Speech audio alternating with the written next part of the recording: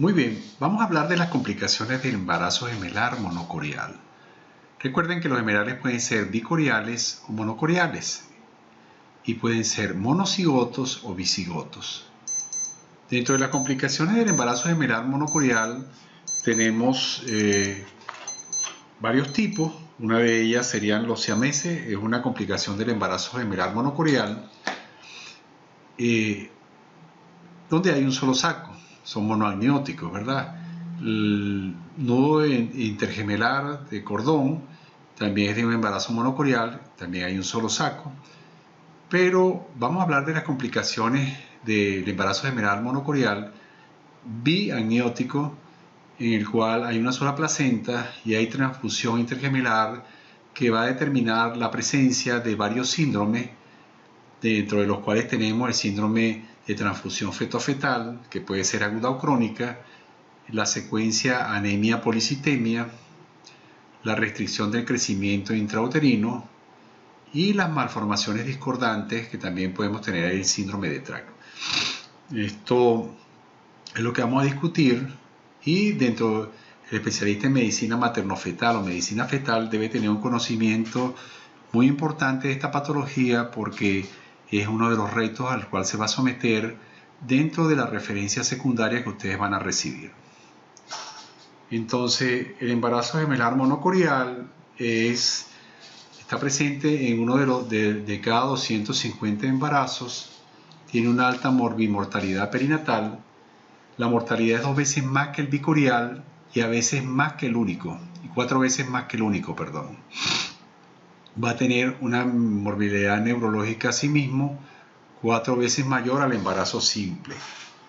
Hay dos aspectos indispensables que nosotros, médicos fetales y especialistas en medicina materno-fetal, debemos conocer. Debemos saber que debemos ser muy diligentes en hacer un diagnóstico temprano de la corionicidad, porque este tipo de patología es la más grave, que es la síndrome de transfusión feto-fetal.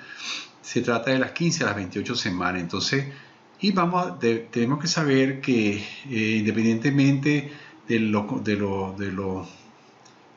seguimiento, debe ser un seguimiento estricto y cercano.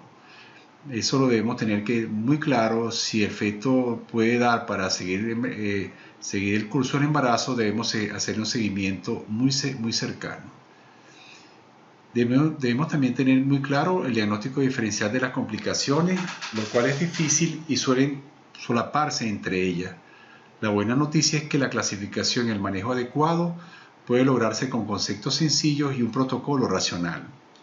El objetivo de esta presentación, muchachos, es proporcionar una visión global que permita una comprensión integral de las patologías de los embarazos gemelares monocoriales, sus posibles complicaciones y los conceptos claves que permitan un diagnóstico diferencial adecuado y un manejo específico.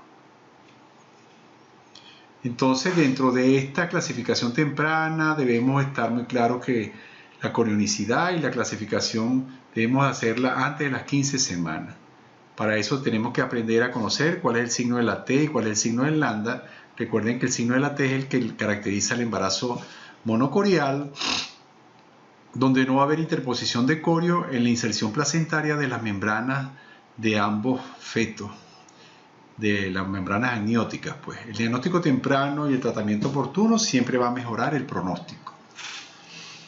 Entonces, fíjense, como yo les decía, la placenta monocorial va a tener una característica particular y propia, que ellas van a tener anastomosis, presencia de anastomosis del tipo arterioarterial, arteriovenosa y venovenosa. Por eso va a ser una de las causas que ocurran complicaciones en el embarazo monocorial. Una de ellas es la anastomosis misma. Hay otra complicación que, además de la anastomosis, que siempre van a estar presentes tanto en el embarazo que desarrolla normal, pero en él son compensadas, como en el que discurre anormalmente, en el cual son desbalanceadas. También vamos a tener, aparte de eso, que podría haber discordancia de la cantidad de placenta que tiene cada feto. Y las malformaciones fetales discordantes, como por ejemplo el síndrome de Acardio. La coexistencia simultánea, fíjense, de 2 o más complicaciones a la vez puede estar presente en la gestación monocorial. Eso determinará el manejo a seguir.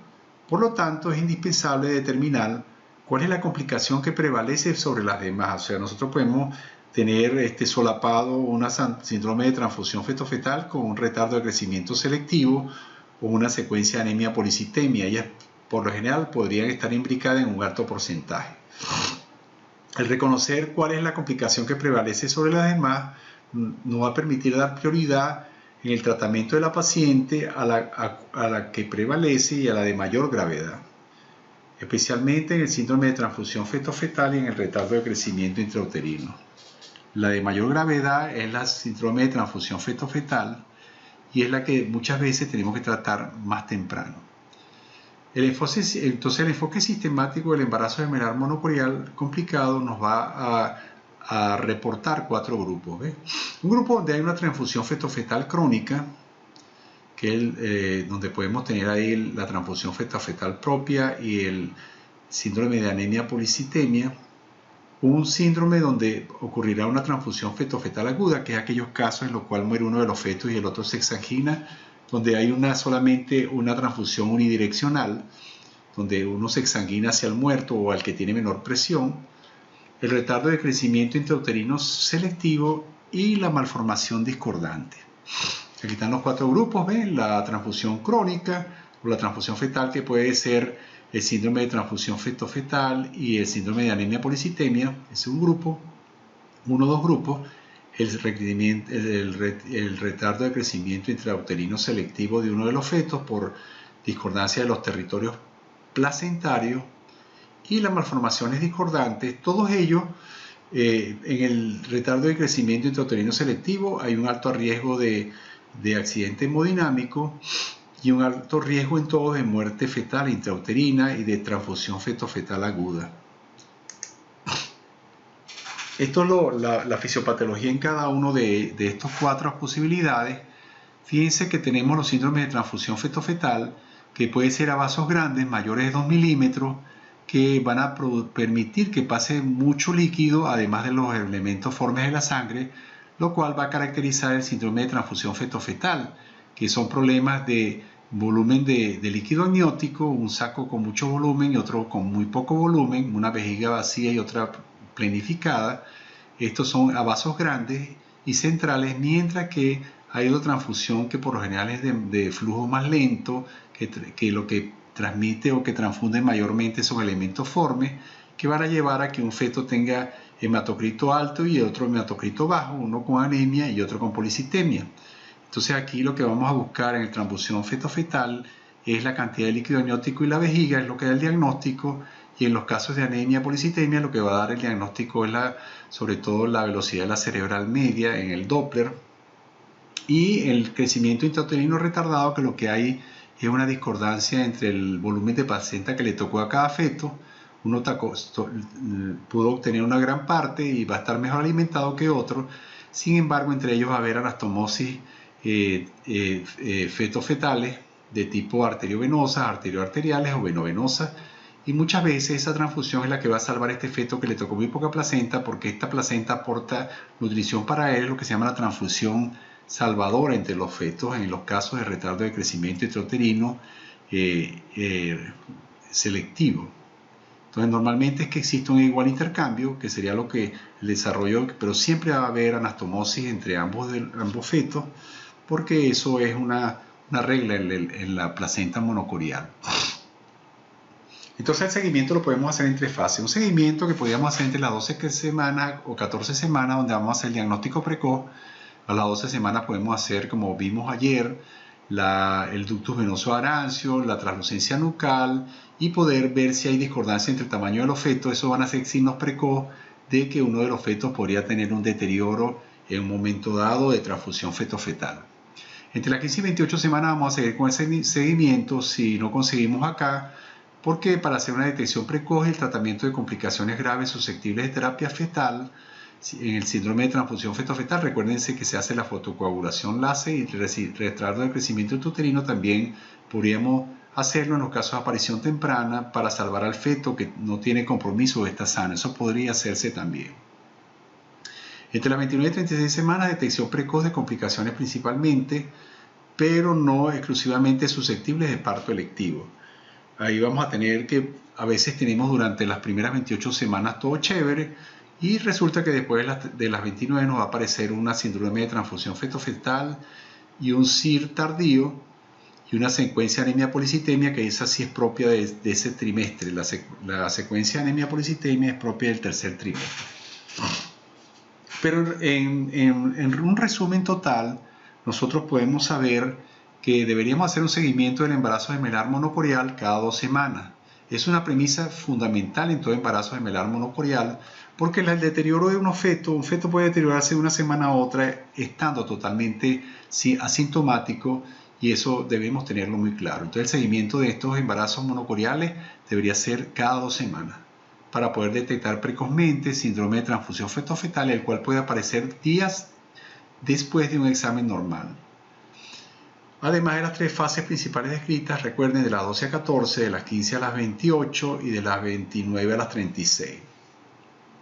Se considera que después de las 36 semanas, 37, no deberíamos tener un embarazo de estos monocoriales cursando dentro del vientre de la madre. ¿Okay?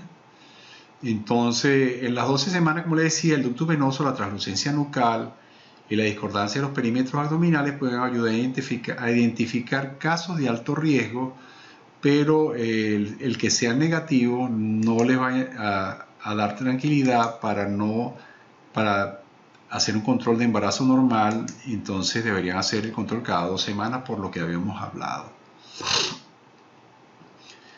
Fíjense, la transfusión crónica interfetal y en particular el síndrome de transfusión feto-fetal es la complicación más conocida de los monocoriales, esas dos. ¿Okay? La causa es un flujo sanguíneo neto desequilibrado de un gemelo a otro por la anastomosis arteriovenosa. Va a existir diferencia de magnitud de flujo entre el síndrome de transfusión feto-fetal y la secuencia de anemia policitemia. Recuerden que la anemia policitemia ocurre o se manifiesta mayormente en el tercer trimestre. Ella se va a manifestar por velocidad de la arteria cerebral media, mientras que esto es cantidad de líquido amniótico y vejiga, y es de manifestación de aparición más precoz y más grave. Por lo tanto, encontraremos diferencias sustanciales entre estos tipos de transfusión intergemelar en cuanto a fisiología, presentación clínica y el pronóstico. Vamos entonces a hablar de la secuencia anemia policitemia. Como les decía yo, la secuencia anemia policitemia vamos a tener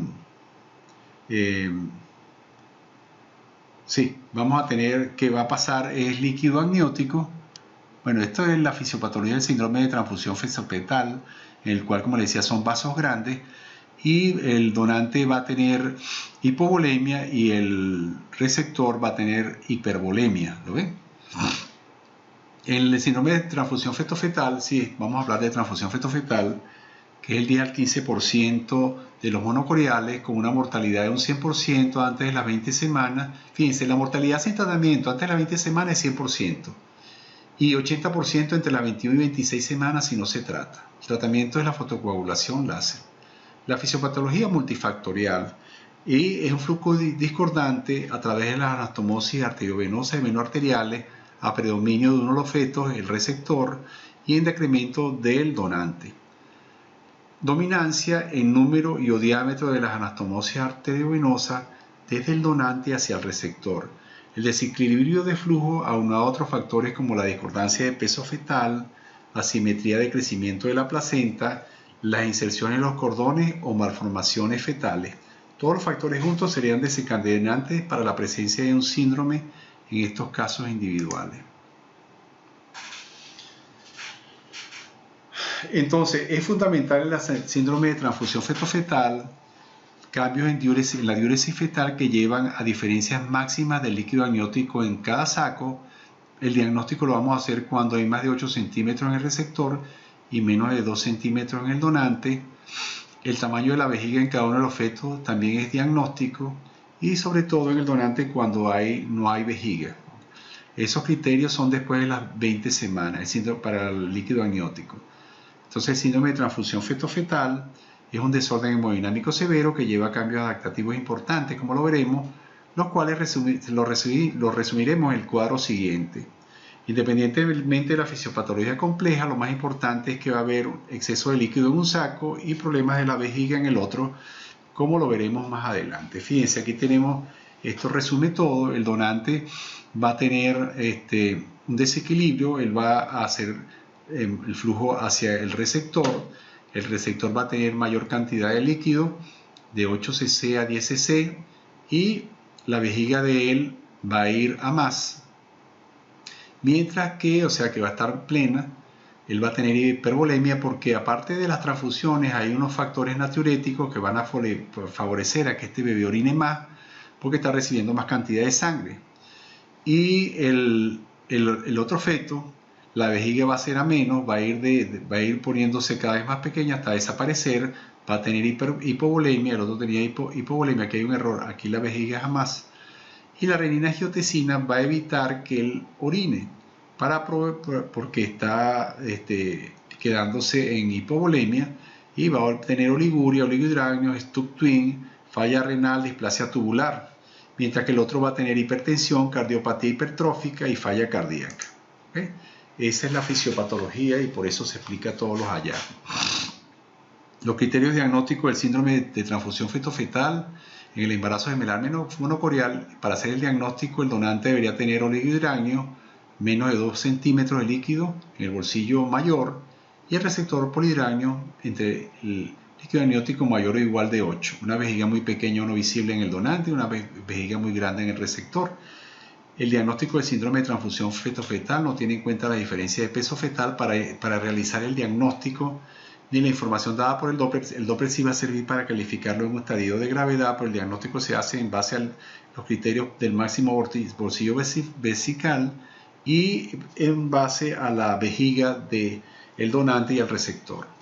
Estos son los grados de severidad de acuerdo a los criterios de criterio y Bachar. En el grado 1 la vejiga del donante es visible. En el grado 2 la vejiga del donante ya no es visible. En el grado 3 va a haber alteraciones Doppler. Un Doppler críticamente anormal en cualquiera de los dos gemelos, en el donante o en el receptor, arteria umbilical con flujo diastólico ausente o revertido, y en el receptor, ductus venoso con flujo ausente o revertido en la onda A, o vena umbilical con flujo pulsátil en el receptor. Recuerden que va a llevar a una insuficiencia cardíaca. El hidrox en cualquiera de los fetos sería el estadio 4 y es muy mal pronóstico, y ya ahí este bebé está muy mal, él debe inmediatamente tratarse, y la muerte intrauterina de uno o ambos. ¿Okay? Lo ideal es tratarlo en este nivel 3. Esto es lo mismo, los criterios diagnósticos, los estadios de severidad, y fíjense que esto es basado en Bachar y Quintero. ¿Okay? CMLA es la columna máxima del líquido amniótico. Un número considerable de casos de síndrome de transfusión feto-fetal se combina con un retardo de crecimiento intrauterino selectivo, más comúnmente en el gemelo donante. Sin embargo, el caso de que estos dos síndromes coexistan es irrelevante porque ineludiblemente cuando hay un síndrome de transfusión feto-fetal con síntomas graves, requiere inmediatamente de la fotocoagulación láser independientemente de las consecuencias sobre el feto comprometido, en favor del feto sano. Entonces fíjense bien, dado que la mortalidad es 100% en menos de 20 semanas y del 80% entre 20 y 26 semanas sin tratamiento, se requiere de una terapia urgente debido a que puede progresar rápidamente e incluso causar la muerte aún en estadios tempranos, y además para prevenir la discapacidad neurológica, que es de un 40%. Entonces es fundamental. El tratamiento es fotocoagulación láser de anastomosis placentaria entre las 15 a 28 semanas. Después de las 28 semanas, un feto grave hay que extraerlo. Eso va a revertir las manifestaciones del síndrome y aumenta la supervivencia global del 80 al 90% al menos a un feto. Si usted no puede hacer una fotocoagulación láser, en los lugares donde la cirugía no se hace, se podría usar el amniodrenaje como medida paliativa. Este puede ser útil prolongando la gestación y mejorando la supervivencia 50-60% en al menos un feto, pero corriendo con los riesgos de una tasa mucho más alta de discapacidad neurológica del 29 al 35% versus al 11 al 16% que con la cirugía láser. ¿Ok? Entonces vamos a continuar con el síndrome de anemia policitemia. Vamos a detener esto acá para no hacer el video tan largo y continuamos con una segunda clase. Gracias.